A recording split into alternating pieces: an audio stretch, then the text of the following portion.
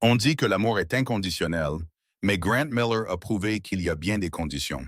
Plus précisément, une cote de crédit et un solde bancaire. Il a regardé sa femme depuis 5 ans droit dans les yeux, alors qu'elle grattait ses fonds de tiroir pour acheter du pain. Et il lui a dit qu'elle était un poids mort. Il pensait se débarrasser d'un navire en perdition pour se sauver. Il a signé les papiers du divorce avec un sourire narquois. Il croyait faire une bonne affaire en l'échangeant contre un modèle plus jeune et plus riche. Ce que Grant ignorait, c'est que 3 heures avant qu'il ne la mette à la porte, une signature dans un cabinet d'avocats du centre de Manhattan venait de faire de sa femme sans valeur l'unique héritière du domaine Anderson Vanderbilt.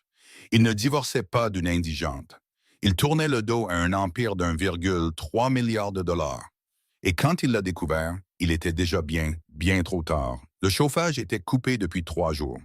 Dans le petit appartement d'une chambre de la 4e rue, au sud de Philadelphie, Audrey Miller était assise, enroulée dans 2 couvertures en laine. Elle fixait la condensation qui coulait sur la vitre. Son souffle formait un nuage dans l'air, une petite buée fantomatique qui disparaissait aussi vite que son espoir au cours des 6 derniers mois.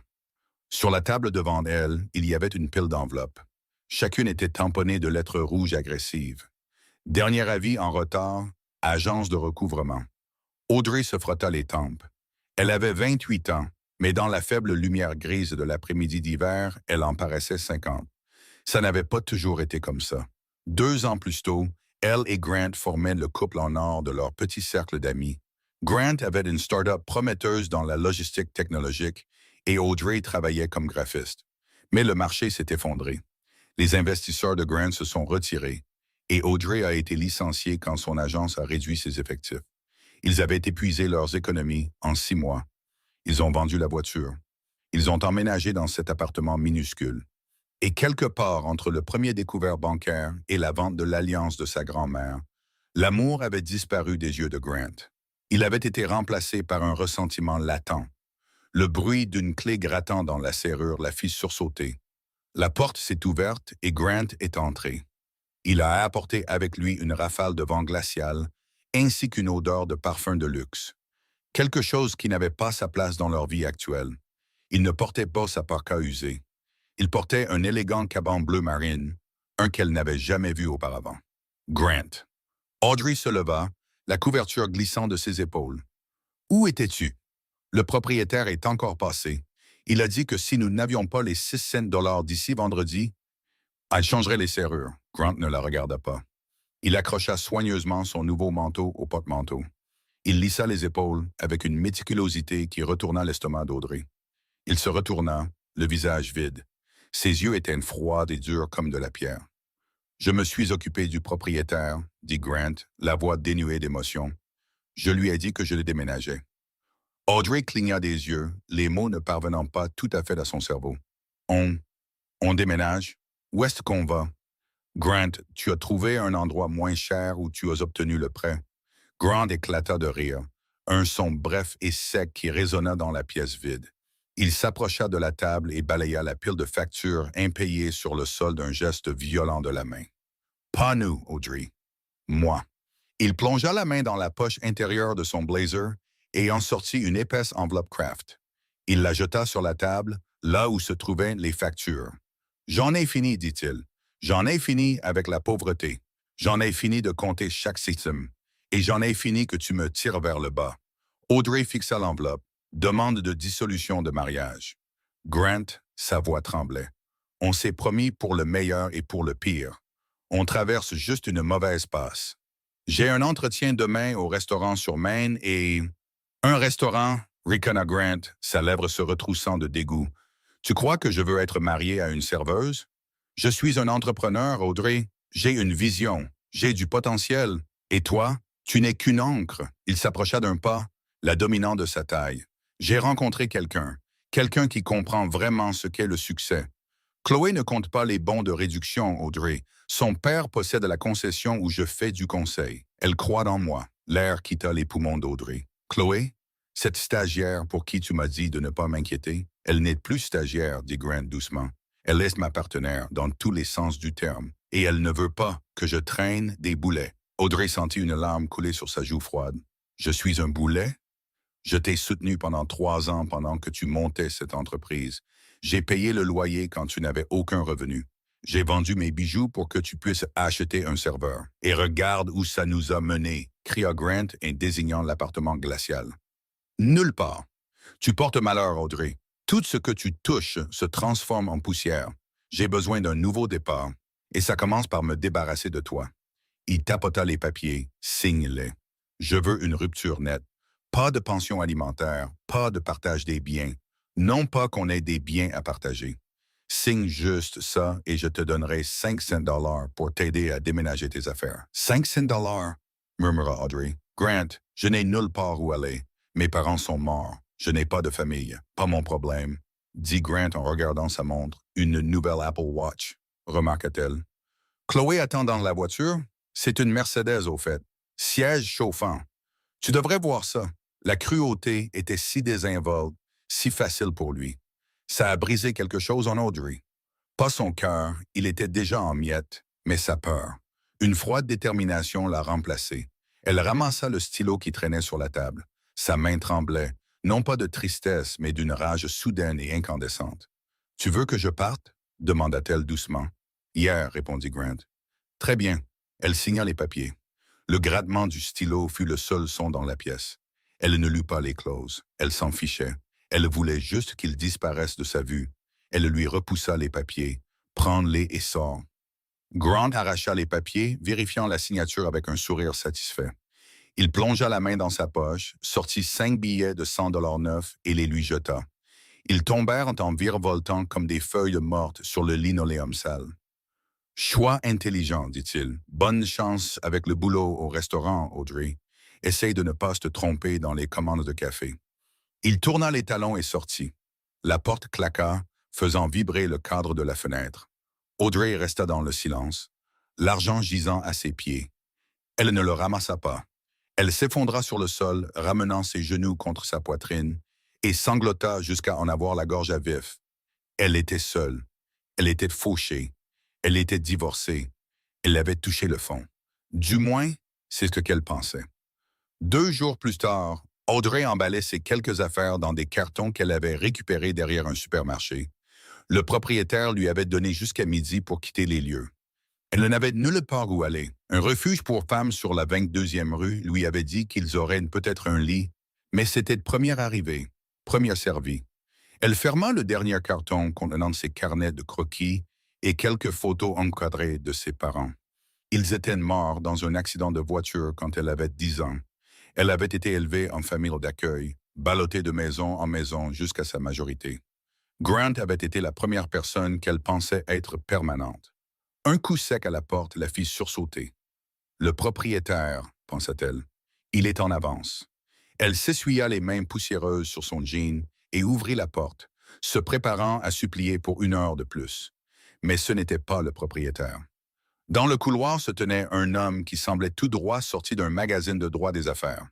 Il était plus âgé, peut-être dans la soixantaine, avec des cheveux argentés impeccablement coiffés en arrière.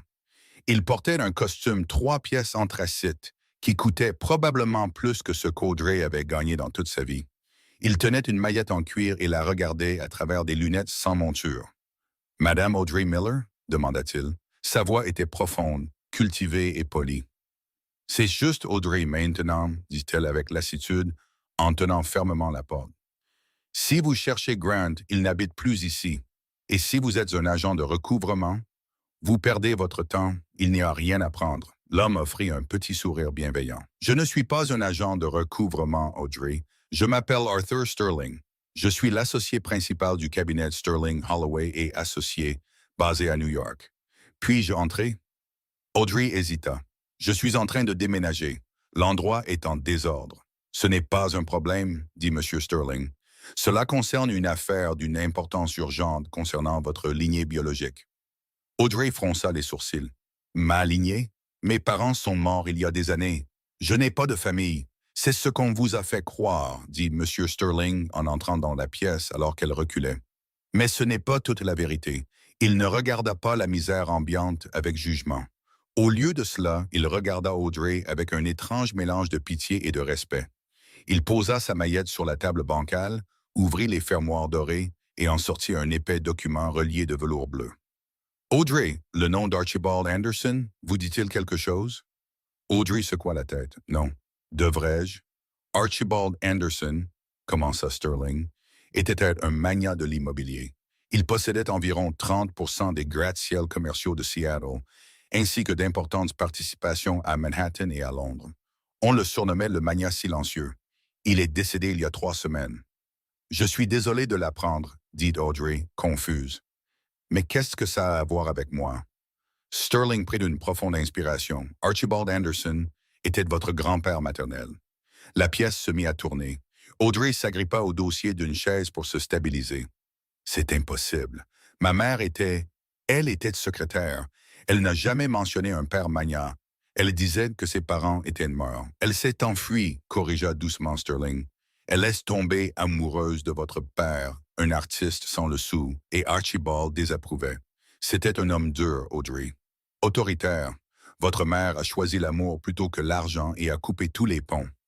Archibald était trop fier pour la poursuivre. Mais quand elle est morte dans cet accident, il a engagé des détectives privés pour retrouver son enfant. Il savait pour moi. La voix d'Audrey s'éleva. Il savait que j'étais en famille d'accueil. Il savait que je dormais dans des foyers avec des rosses dans les murs, et il n'a rien fait. Il a essayé, dit Sterling. Mais à cause d'une erreur administrative dans le système de l'État et de l'alias utilisé par votre mère, il a perdu votre trace. Il nous a fallu 18 ans pour vous retrouver. Nous avons finalement confirmé votre identité la semaine dernière grâce à une correspondance ADN. Elle provenait d'une procédure médicale que vous avez subie à la clinique de la ville.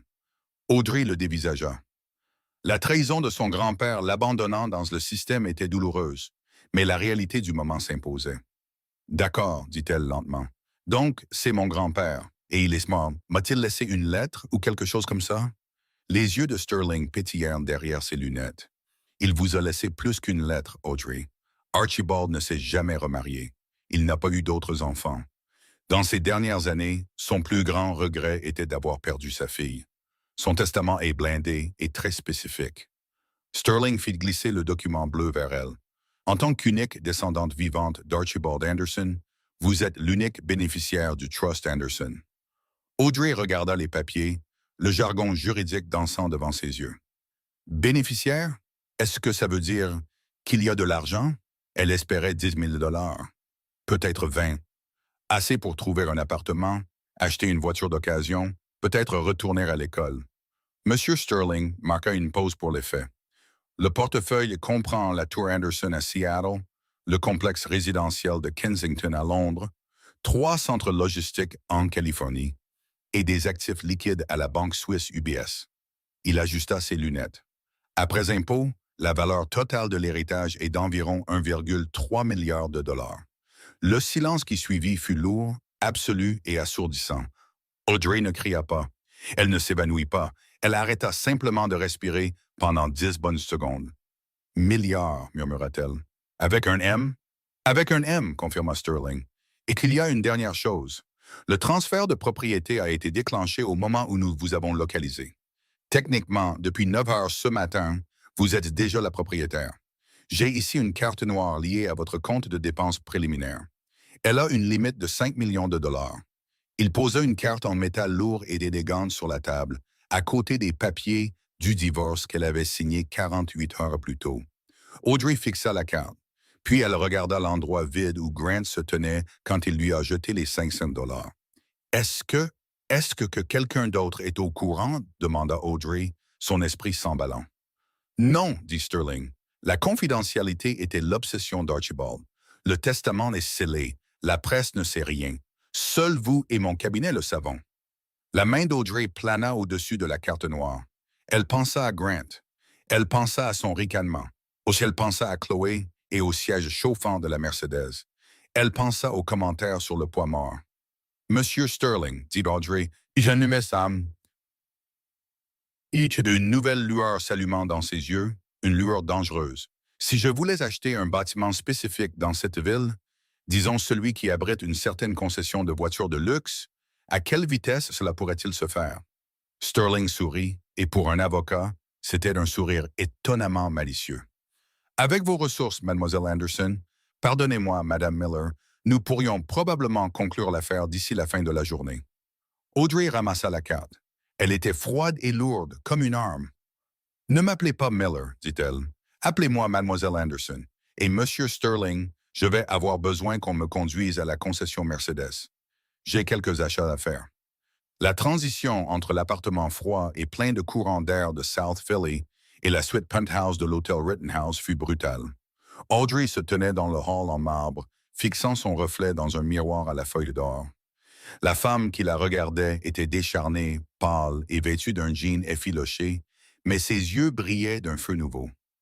Monsieur Sterling se tenait près de la porte, faisant défiler des informations sur sa tablette. J'ai organisé la venue d'un personal shopper, d'un styliste et d'un nutritionniste ici dans 1 heure, dit Sterling, mais d'abord, nous avons des affaires à régler. Le conseil d'administration d'Anderson Holdings est en panique. Ils sont sans chef depuis 3 semaines. Ils s'attendent à ce que vous vendiez. Vendre? Pourquoi? Parce qu'ils supposent que vous êtes inexpérimenté, dit Sterling avec délicatesse.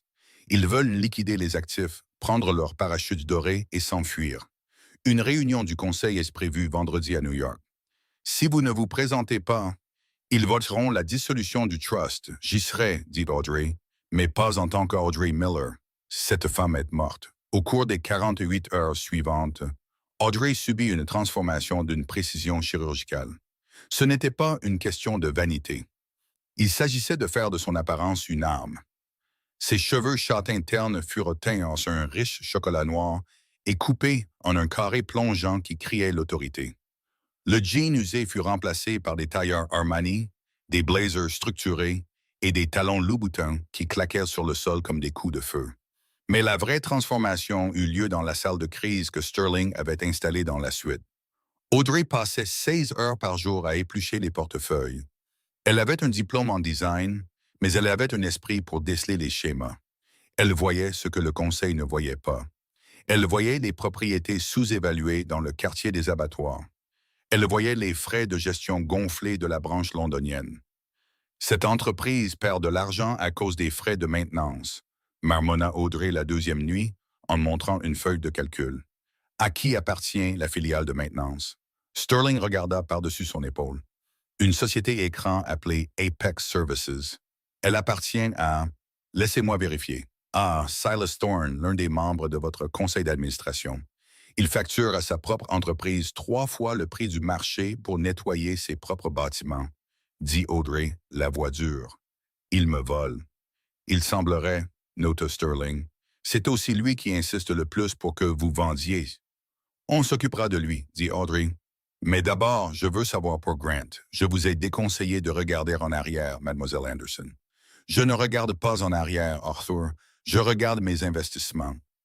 Elle fit glisser un dossier sur la table en marbre. J'ai fait quelques recherches. La start-up de Grant, Logitech, vient de trouver de nouveaux bureaux pour impressionner ses nouveaux investisseurs. Où est-ce? Sterling tapota son écran. Il est dit ici qu'ils viennent de signer un bail pour le 40e étage de la Tour Zephyr à Center City. Audrey sourit. C'était un sourire froid et sans joie. La Tour Zephyr, c'est l'un des nôtres, n'est-ce pas? En effet, confirma Sterling. Nous l'avons acquise lors de la fusion l'année dernière. Et qui gère les contrats de location pour ce bâtiment? Le directeur régional, mais en fin de compte, vous avez un droit de veto sur tout bail commercial de plus de 10 000 pieds carrés. Audrey se leva et se dirigea vers la fenêtre, contemplant les lumières de la ville. Quelque part là-dehors, Grant célébrait probablement avec Chloé, buvant du champagne acheté avec l'argent qu'il avait économisé en la mettant à la porte. Le bail de Grant, dit doucement Audrey, est-il finalisé? Il est dans la période de grâce, signé par la société de gestion, mais en attente de l'approbation finale du propriétaire. Habituellement, une formalité. Plus maintenant, dit Audrey. Ne l'annulez pas. C'est trop facile. Je veux ajouter une clause de turpitude morale, et je veux que le loyer soit triplé si le locataire échoue à un audit financier. Grant a truqué ses comptes pour obtenir ce bail, devina Sterling. Grant truque tout, répondit Audrey. Laissez-le emménager, laissez-le s'installer confortablement. Laissez-le inviter ses investisseurs, et ensuite, apportez-moi l'avis d'expulsion. Elle se retourna vers Sterling. Maintenant, parlez-moi de ce gala de charité demain soir au Musée d'Art. Je vois que l'entreprise de mon grand-père est un sponsor platine. Oui, dit Sterling. C'est le bal des innovateurs. Toute l'élite des affaires de Philadelphie y sera. Y compris, je suppose, quiconque cherche des capitaux. Trouvez-moi un billet, dit Audrey, et trouvez-moi la robe rouge. Le bal des innovateurs était une mer de smoking noir et de robes pastel. L'air sentait les lits coûteux et le désespoir. C'était là que les requins nageaient à la recherche de plus petits poissons à dévorer. Grant Miller se tenait près du bar, une main autour d'un whisky sour, l'autre posée de manière possessive dans le creux du dos de Chloé. Chloé était éblouissante dans une robe à paillettes argentées, bien qu'elle ait l'air de s'ennuyer. « Tu es sûr que l'investisseur vient? » demanda Chloé en regardant son téléphone. « Mon père a dit qu'il pouvait nous obtenir un rendez-vous avec le vice-président de Chase, mais nous avons besoin de beaucoup d'argent, Grant. Un financement de série A. »« Il sera là, » dit Grant en balayant la salle du regard. « J'ai entendu des rumeurs selon lesquelles un représentant du Trust Anderson viendrait. Sais-tu à quel point ils sont importants? Si je peux juste avoir 5 minutes avec eux, Logitech deviendra mondial. Et alors, bébé, nous achèterons une maison dans les Hamptons. Je pense toujours que c'est risqué, dit Chloé.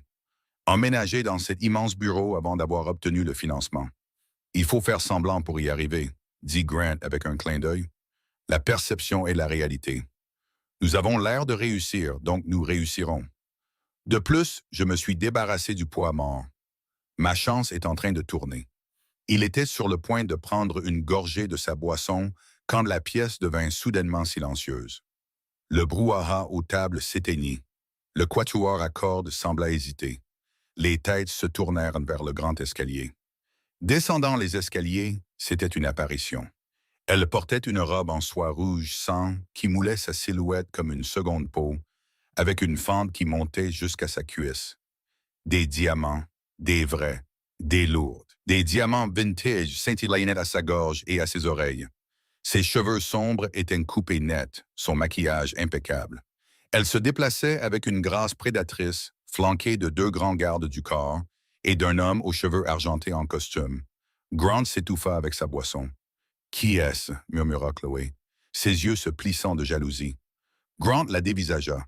La femme lui semblait familière, douloureusement familière, l'arc du sourcil, la forme du menton. Mais c'était impossible. La femme qu'il connaissait portait des poules trop grandes et sentait la lessive bon marché. La femme qu'il connaissait avait des yeux tristes et fatigués et des mains gercées à force de faire la vaisselle. Cette femme avait l'air de posséder l'air que tout le monde respirait. Je ne sais pas, balbutia Grant. La femme atteignit le bas des escaliers et fut immédiatement assaillie par l'élite de la ville.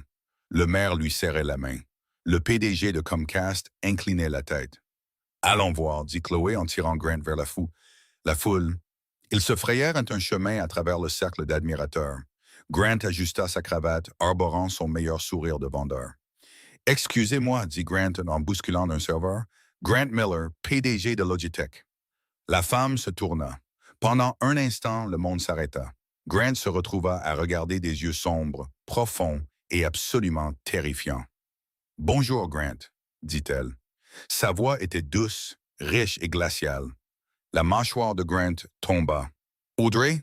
Un murmure parcourut la foule. « Il la connaît. Qui est-elle? » Chloé se raidit. « C'est Audrey, l'ex-femme. » Elle toisa Audrey de haut en bas, prête à ricaner, mais s'en trouva incapable. La robe d'Audrey à elle seule coûtait plus cher que la concession du père de Chloé. « Tu as l'air... » Grant peina à trouver ses mots. « Tu as l'air différente. J'imagine qu'1 milliard de dollars fait des merveilles pour le teint, » dit Audrey nonchalamment. Grant cligna des yeux. « Quoi? Permettez-moi de me présenter correctement, » dit-elle en élevant légèrement la voix pour que les investisseurs environnants puissent entendre. « Je suis Audrey Anderson, présidente et unique propriétaire du Trust Anderson. » La foule haleta. Le Trust Anderson était un mythe, un titan de l'industrie. Le visage de Grant se vida de sa couleur. « Anderson? Mais tu es Miller, tu es orpheline. » « Je l'étais, » corrigea Audrey, « jusqu'à ce que je découvre qui j'étais vraiment. Quelques jours seulement après que tu m'aies mise à la porte, en fait. » Elle s'approcha, envahissant son espace personnel. L'odeur de son parfum, jasmine et oud, emplit ses narines. « C'est drôle, Grant, » dit-elle, un sourire cruel jouant sur ses lèvres. « Tu as toujours dit que tu voulais épouser une femme avec du potentiel. Une femme qui pourrait apporter quelque chose à la table. Audrey attendit. Grant sursauta. La sueur perlait sur son front. Son esprit s'emballait. 1 milliard de dollars. S'ils étaient encore mariés, s'il n'avait pas signé ses papiers, la moitié de tout ça serait à lui. La moitié. On peut en parler. J'étais sous beaucoup de stress. J'ai fait une erreur. Une erreur. Audrey rit. Non, Grant, tu as fait un calcul. Tu as calculé que j'étais un passif. Tu as parié contre moi. Elle fit signe à un serveur qui lui tendit une coupe de champagne. Au fait, dit-elle en prenant une gorgée, j'ai vu les papiers pour ton nouveau bureau à la Tour Zephyr, le 40e étage. Belle vue. Oui, Grant saisit l'ouverture, désespéré de changer de sujet. C'est incroyable. Nous allons y faire de grandes choses. Peut-être que le Trust Anderson pourrait devenir un investisseur principal. Pour le bon vieux temps. Chloé tira sur le bras de Grant, réalisant le danger. Mais il la repoussa. Il ne voyait que l'argent. Audrey fit tourner son vin. Je n'investis pas dans des entreprises mal dirigées, Grant. Oh, et à propos de ce bail, elle se pencha, sa voix tombant à un murmure que seul lui et Chloé pouvaient entendre. Je suis propriétaire de la Tour Zephyr. Grant se figea. Et j'ai examiné ta demande, continua Audrey. Tu as prétendu avoir des liquidités de 200 000 dollars, mais mes auditeurs ont découvert que tu avais contracté un prêt à taux d'intérêt élevé auprès d'un usurier du Jersey pour gonfler le compte juste pour la vérification. C'est de la fraude, Grant. Elle sortit un papier plié de sa pochette. Ceci est un avis de résiliation de bail. Vous avez 24 heures pour quitter les lieux. Si vous n'êtes pas parti, je demanderai à la sécurité de jeter vos serveurs du balcon. Elle enfonça le papier dans la poche de poitrine de son blazer bon marché. Audrey, s'il te plaît. La voix de Grant se brisa, assez fort pour attirer les regards. Tu ne peux pas faire ça. J'ai des investisseurs qui viennent demain. Si je n'ai pas de bureau, ils partiront. Pas mon problème, dit Audrey, reprenant les mots exacts qu'il lui avait dit dans l'appartement. Elle se tourna vers la foule, son visage s'illuminant d'un sourire charmant. Maintenant, qui veut parler du nouveau projet de développement urbain dans le Navy Yard? La foule tourna instantanément le dos à Grant, formant un cercle serré autour d'Audrey. Il se retrouva seul à l'extérieur, l'avis de résiliation lui brûlant la poche, tandis que la femme qu'il avait qualifiée de poids mort tenait le monde dans le creux de sa main. Chloé regarda Grant, puis Audrey, puis de nouveau Grant. « Espèce d'idiot !» siffla Chloé. « Tu m'as dit que ce n'était personne, c'était le cas !» cria Grant. « Eh bien, maintenant c'est une milliardaire !» rétorqua Chloé. « Et toi, tu n'es qu'un type sans bureau avec une enquête pour fraude qui t'attend. » Elle détacha son bras du sien. « Je prends de la Mercedes. Tu peux rentrer en Uber. » Alors que Chloé partait en trombe et que les rires des riches et des puissants résonnaient autour de lui, Grant regarda Audrey Anderson briller comme un diamant. Et pour la première fois de sa vie, il réalisa exactement combien son arrogance lui avait coûté. Mais Audrey n'en avait pas fini. Ce n'était que le premier coup. Le soleil du matin frappa la façade de verre de la Tour Anderson, transformant le bâtiment en un pilier de feu. Au dernier étage, dans une salle de réunion dont l'ameublement coûtait plus cher que la plupart des quartiers, 12 hommes étaient assis autour d'une longue table en acajou. C'étaient les membres du conseil d'administration du Trust Anderson. Ils étaient vieux, riches et impatients. À la tête de la table se trouvait une chaise vide. « C'est ridicule !» crachait Silas Varick, un homme au cou épais et aux yeux de requin. Il vérifia sa Rolex en or. « Elle a 10 minutes de retard. Je te l'avais dit. Sterling, la fille est une serveuse. Elle est probablement dépassée à essayer de choisir quelle chaussure porter. Nous devons voter sur la proposition de liquidation maintenant. » « La réunion est prévue à 9 heures, Silas, dit calmement Arthur Sterling depuis son siège. Il est 8h58. Elle n'a aucune expérience, continua Varick, s'adressant aux autres membres du conseil nerveux. Voulez-vous vraiment qu'un empire d'1 milliard de dollars soit dirigé par quelqu'un qui servait du café la semaine dernière? Archibald est mort. Le marché est fragile. Nous vendons les actifs, nous prenons notre part et nous nous en lavons les mains. Les portes s'ouvrirent en grand. Audrey Anderson entra. Elle ne portait pas la robe rouge glamour du gala. Elle portait un tailleur d'affaires anthracite, ses cheveux tirés en un chignon sévère. Elle tenait d'un unique dossier noir. Elle ne regarda pas les hommes. Elle se dirigea directement vers la tête de la table, tira la lourde chaise en cuir et s'assit. Le silence tomba sur la pièce. « Bonjour, monsieur, dit Audrey. Elle ne sourit pas. Varick se pencha en arrière, croisant les bras. « Mademoiselle Anderson, ravi que vous vous joigniez à nous. J'expliquais justement au conseil que, compte tenu de votre parcours unique, il serait peut-être préférable que vous restiez une partenaire silencieuse. Laissez le gros du travail aux experts. » « Les experts ?» demanda Audrey. Elle ouvrit son dossier. « C'est comme ça que vous vous appelez, monsieur Varick. Je suis à ce conseil depuis 20 ans, ricana Varick. Je connaissais votre grand-père. Il me faisait confiance. Il vous a fait confiance pour gérer les contrats de maintenance de nos propriétés résidentielles, dit Audrey en sortant une feuille de papier.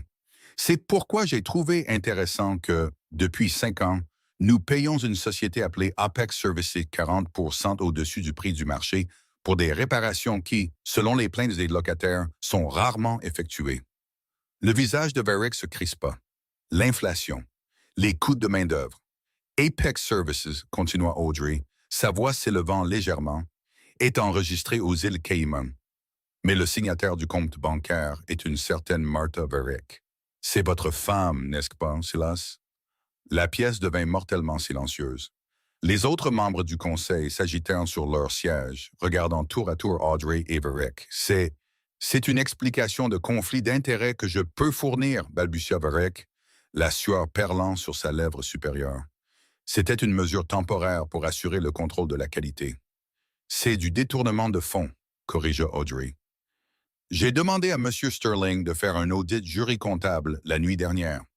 Vous avez détourné environ 12 millions de dollars de cette entreprise au cours de la dernière décennie. Varick se leva, frappant la table de sa main. Vous ne pouvez pas me parler comme ça. J'ai bâti cette entreprise. Vous n'êtes qu'une petite fille chanceuse qui a gagné à la loterie génétique. Vous ne savez pas comment ce monde fonctionne. Audrey resta assise. Elle appuya sur un bouton de l'interphone. Sécurité. 2 grands hommes en costume noir entrèrent instantanément dans la pièce. « Monsieur Varick s'en va, » dit froidement Audrey. « Définitivement, ses actions sont par la présente gelée en attendant une enquête criminelle. Veuillez le raccompagner à la sortie. » « Vous ne pouvez pas faire ça, hurla Varick, alors que les gardes lui saisissaient des bras. « Je vous poursuivrai en justice. Je vous détruirai. »« Vous pouvez essayer, » dit Audrey, le regardant enfin dans les yeux. « Mais vous aurez besoin d'un avocat très cher. Et comme je viens de geler vos actifs, bonne chance pour en trouver un. » Alors que Varick était traîné dehors en hurlant des injures, les 11 membres restants du conseil étaient assis dans un silence stupéfait. Ils regardaient la jeune femme à la tête de la table avec une peur nouvelle. Audrey lissa son blazer et regarda autour de la table. « Maintenant, est-ce que quelqu'un d'autre a une société écran dont il aimerait me parler? Ou pouvons-nous passer aux choses sérieuses? » Un par un, les hommes secouant la tête, se redressant sur leurs chaises. « Bien, dit Audrey, nous ne vendons pas. En fait, nous achetons. Je veux examiner l'acquisition des propriétés en difficulté dans le Navy Yard. J'ai le sentiment que la ville est sur le point de raisonner ce quartier. Mettons-nous au travail. » Pendant les 2 heures suivantes, Audrey dirigea la réunion avec une précision qui frisait la terreur. Elle avait fait ses devoirs. Elle connaissait les chiffres. À la fin de la réunion, elle n'avait pas seulement revendiqué son héritage. Elle avait revendiqué son trône. Mais alors qu'elle retournait à son bureau, Sterling la rejoignit. « C'était impressionnant, dit-il. Brutal, mais impressionnant. Cependant, nous avons un problème. »« Quoi encore? » demanda Audrey en se frottant les tempes. « C'est Grant, » dit doucement Sterling. Il n'a pas chômé. Grant Miller était assis dans le bureau miteux d'un avocat de centre commercial nommé Saul Porson. Le bureau sentait la cigarette froide et le café bon marché. C'était bien loin des cabinets d'avocats prestigieux dont Grant rêvait autrefois. Mais Saul Porson avait une réputation. C'était un pitbull qui se fichait de l'éthique. « Alors, si je comprends bien, » dit Saul en se penchant sur son bureau encombré, ses yeux jaunâtres brillants. « Vous avez signé les papiers du divorce le 15, mais vous ne les avez déposés au tribunal que le 17. »« J'étais occupé, » mentit Grant. « J'ai oublié de les déposer pendant 2 jours. »« Et le grand-père est mort, quand? » « Il y a 3 semaines, » dit Grant. « Donc, techniquement, quand le vieil homme a cassé sa pipe, Audrey et moi étions encore heureux et mariés, légalement parlant. » Saul sourit, révélant des dents tordues. « Monsieur Miller, vous venez peut-être de gagner au loto. Dans cet état, un héritage reçu pendant le mariage est généralement considéré comme un bien propre. Sauf si... Sauf si quoi? Grant se pencha, désespéré.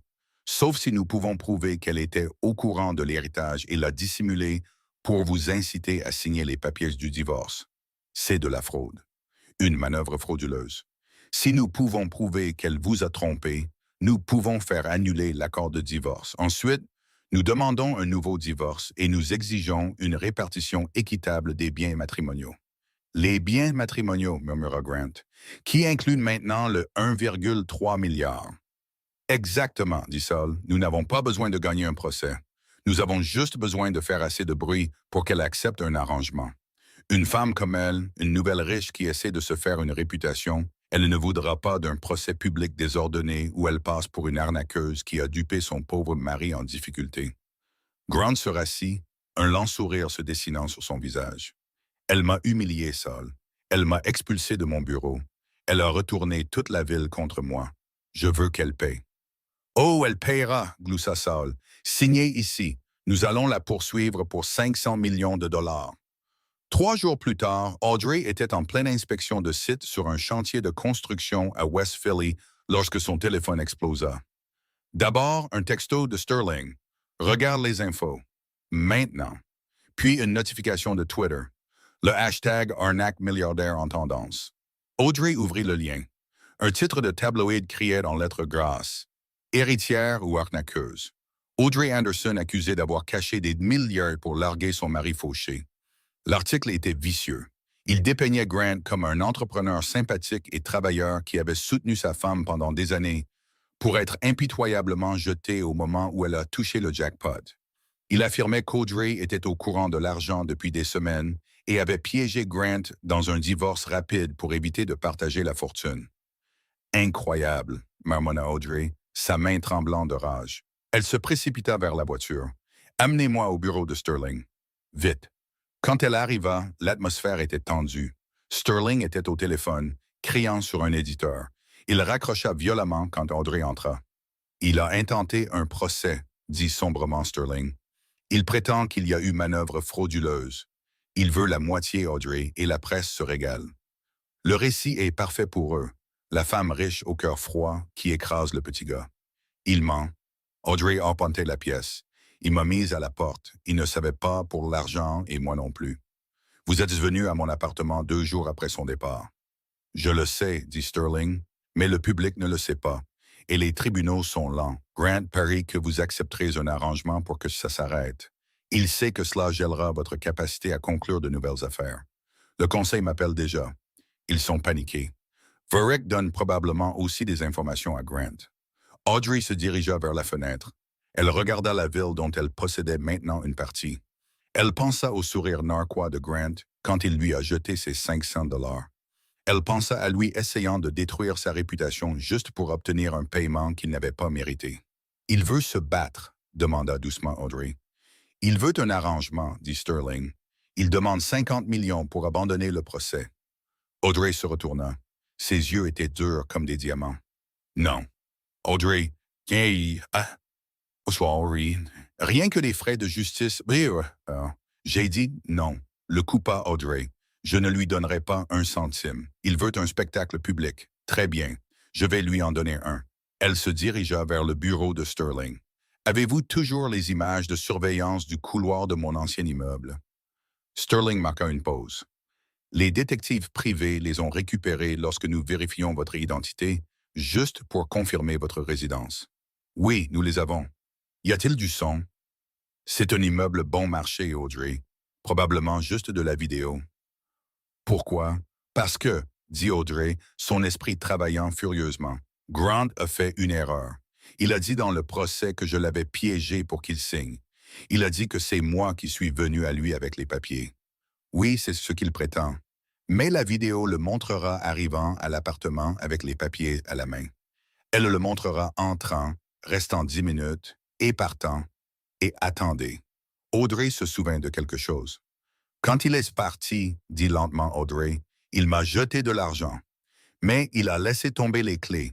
Il a laissé tomber sa clé d'appartement par terre et l'a poussé du pied vers moi avant de partir. Je me souviens l'avoir entendu glisser.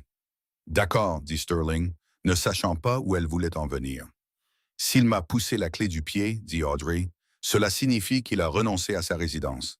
Il a abandonné le domicile conjugal avant de savoir pour l'argent. Cela prouve son intention de partir, indépendamment des finances. Ça aide, admet Sterling. Mais ce n'est pas une preuve irréfutable. J'ai la preuve irréfutable, dit Audrey. Elle sortit son téléphone. Chloé, la maîtresse. Grant l'a largué le soir du gala quand il a réalisé que j'étais riche, dit Audrey. Il l'a laissé sur le parking. Je l'ai vu pleurer près du service de voiturier. Audrey fit défiler ses contacts. Elle avait fait ses propres recherches après le gala. Grant pense que tout le monde a un prix, dit Audrey. Il a raison. Mais il oublie que la loyauté coûte cher et qu'il est fauché. Elle appuya sur le bouton d'appel. Allô? Est-ce Chloé? Ne raccrochez pas. C'est Audrey. Je pense que vous et moi avons un problème commun nommé Grant. Que diriez-vous de gagner $1 million légalement en disant la vérité au tribunal? Audrey regarda Sterling et sourit. Organisez une conférence de presse pour demain matin, Arthur. Grant veut raconter une histoire. Racontons la vraie. La Cour supérieure de Pennsylvanie était bondée. La climatisation peinait à supporter la chaleur corporelle d'une centaine de journalistes, de curieux et d'assistants juridiques entassés dans la salle lambrissée d'acajou. Grant Miller était assis à la table du demandeur, jouant le rôle du mari lésé. Il portait un costume modeste, légèrement mal ajusté, un geste calculé de son avocat, Saul Person, pour le faire passer pour l'opprimé combattant l'héritière milliardaire. De l'autre côté de l'allée, Audrey était assise à côté d'Arthur Sterling. Elle était impeccable dans un tailleur-jupe bleu marine. Sa posture était rigide, son visage illisible. Elle ne regardait pas Grant. Elle regardait la juge, l'honorable juge Holloway. « Levez-vous, beugla l'huissier. » La juge Holloway, une femme sévère aux cheveux gris acier et sans aucune tolérance pour le théâtre, prit place. « Asseyez-vous. Nous sommes ici pour l'affaire Miller contre Anderson. Maître Porson, vous pouvez procéder à votre déclaration liminaire. » Saul Porson se leva, boutonnant sa veste. Il se dirigea vers le banc des jurés, sa voix dégoulinant d'une fausse sincérité. « Mesdames et messieurs, » commença Porson en désignant Grant, qui baissa la tête tristement. « C'est un simple cas de tromperie. Mon client, un homme travailleur, a été manipulé. Sa femme, Audrey Anderson, savait qu'elle avait hérité d'une fortune. Elle savait que si elle divorçait de lui discrètement, elle pourrait tout garder. Alors, elle a joué sur ses émotions. Elle a fait semblant d'être pauvre. Elle l'a incité à signer un accord de séparation sous de faux prétextes. Il ne s'agit pas seulement d'argent, il s'agit de justice. Il s'agit d'une milliardaire qui essaie de flouer un homme ordinaire de ses droits matrimoniaux. » Grant essuya une larme inexistante de son œil. Le jury semblait sympathique. Puis ce fut le tour d'Arthur Sterling. Il ne se dirigea pas vers le jury. Il se tint derrière son bureau, s'appuyant sur ses jointures, sa voix tonnante. « Nous prouverons aujourd'hui, dit Sterling, que M. Miller n'a pas été victime de fraude. Il a été victime de sa propre cupidité. Il a abandonné sa femme en plein hiver parce qu'il croyait qu'elle n'avait aucune valeur pour lui. Il a initié le divorce. Il l'a exigé. Et maintenant qu'il réalise que le poids mort dont il s'est débarrassé est en or, il le veut en retour. Ce n'est pas de la justice, mesdames et messieurs. C'est un vol, le contre-interrogatoire. » Le procès avança rapidement. Grant fut le premier à la barre. Il s'en tint parfaitement à son scénario. Il affirma qu'il aimait Audrey, que le divorce était une erreur sur un coup de tête, et que s'il avait su pour l'héritage, il se serait battu plus fort pour sauver le mariage. « Je voulais juste que nous soyons en sécurité, » sanglota légèrement Grant. « Si j'avais su qu'elle avait cet argent, je ne me serais pas inquiété pour les factures. Nous aurions pu être heureux. » Puis Sterling se leva pour le contre-interrogatoire. « Monsieur Miller, » dit Sterling, tenant un morceau de papier, « vous prétendez avoir initié le divorce à cause du stress financier, est-ce exact? » « Oui, dit Grant, la pression était trop forte. Et vous prétendez ne pas avoir su pour l'héritage avant la finalisation du divorce. Je n'en avais aucune idée. Elle me l'a caché. Je vois. » Sterling se dirigea vers la table des preuves. « Je voudrais soumettre la pièce à conviction C. Il s'agit d'un journal de messages texte récupéré auprès de votre opérateur téléphonique. » Grant se figea. Il regarda Saul, qui fronça les sourcils. « Monsieur Miller, continua Sterling, À 16 heures, le jour où vous avez signifié les papiers du divorce à Audrey, vous avez envoyé un texto à un contact nommé Chloé. Voudriez-vous lire la section surlignée pour la cour? Grant fixa le papier. Sa gorge s'assécha. Lisez-le, Monsieur Miller, ordonna la juge Holloway. La voix de Grant trembla. Il est écrit: Je vais lâcher la bombe sur Audrey ce soir. J'ai hâte de me débarrasser de ce boulet. Le champagne est au frais, bébé. Un murmure parcourut la salle d'audience. Boulet? Répéta Sterling. Choix de mots intéressant pour un homme qui prétend vouloir sauver son mariage. Et qui est Chloé? Une collègue, balbutia Grant. Une collègue? Sterling sourit dangereusement. Eh bien, demandons-lui. La défense appelle mademoiselle Chloé Evans à la barre. Le coup de grâce. Les portes au fond de la salle d'audience s'ouvrirent. Le visage de Grant devint couleur de cendre. Chloé Evans entra. Elle ne regardait plus Grant avec admiration. Elle avait l'air furieuse. Elle prit place à la barre, prêta sermon et s'assit en fusillant Grant du regard. Mademoiselle Evans, dit doucement Sterling, quelle était votre relation avec M. Miller à la date en question? Nous avions une liaison, dit Chloé sans détour. La salle d'audience haleta. Il m'a dit qu'il quittait Audrey parce qu'elle était fauchée et embarrassante. Il a dit qu'il devait passer à quelqu'un qui correspondait à son avenir. A-t-il déjà mentionné qu'Audrey avait de l'argent? Non, se moqua Chloé.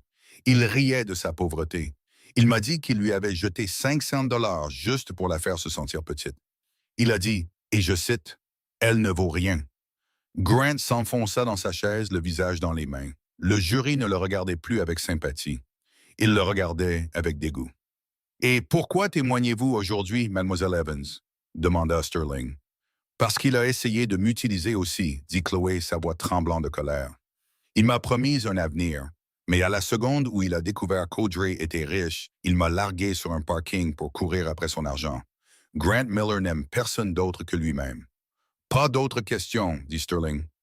Le verdict, les plaidoiries finales n'étaient qu'une formalité. Saul Porson tenta de sauver l'affaire, mais le mal était fait. Le jury délibéra moins de 20 minutes. À leur retour, le président du jury se leva. Dans l'affaire Miller contre Anderson concernant la plainte pour manœuvre frauduleuse, nous nous prononçons en faveur de la défenderesse, Audrey Anderson. Audrey laissa échapper un souffle qu'elle retenait depuis des semaines.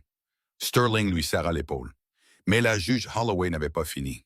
Elle regarda Grant par-dessus ses lunettes. « Monsieur Miller, en 30 ans de carrière, j'ai rarement vu un abus aussi frivole et malveillant du système judiciaire.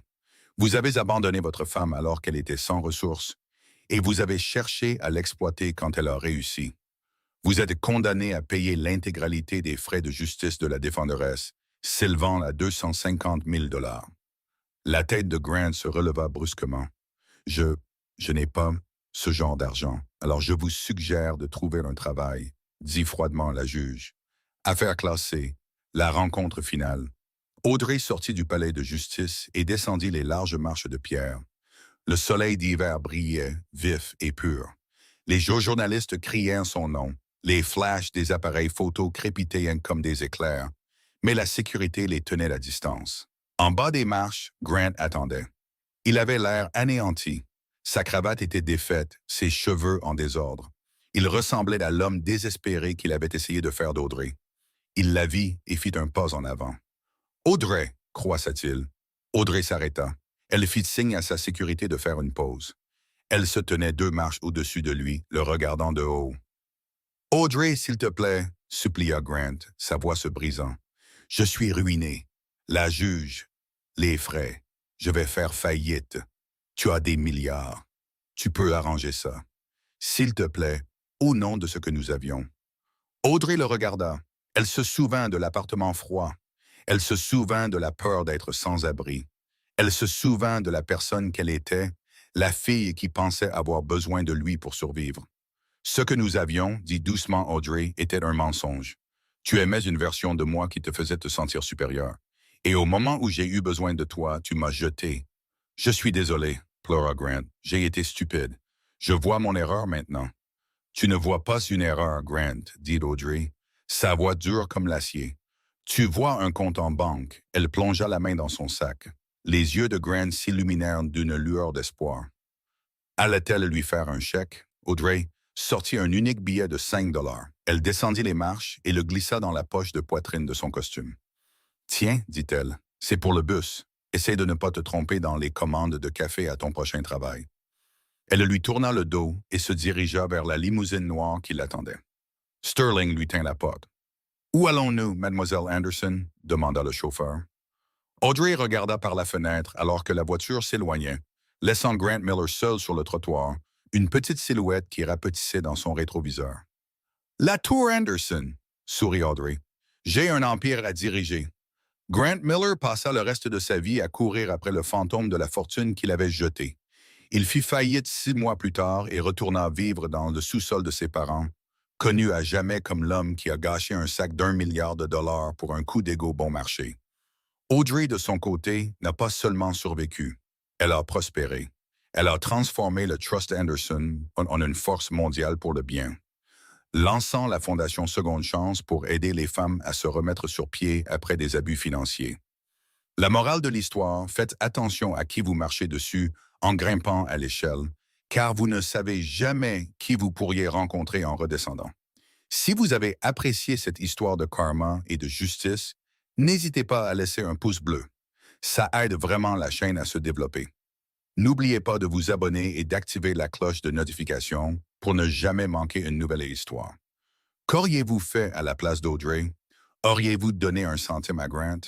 Dites-le moi dans les commentaires ci-dessous. Merci d'avoir regardé et à bientôt pour la prochaine vidéo.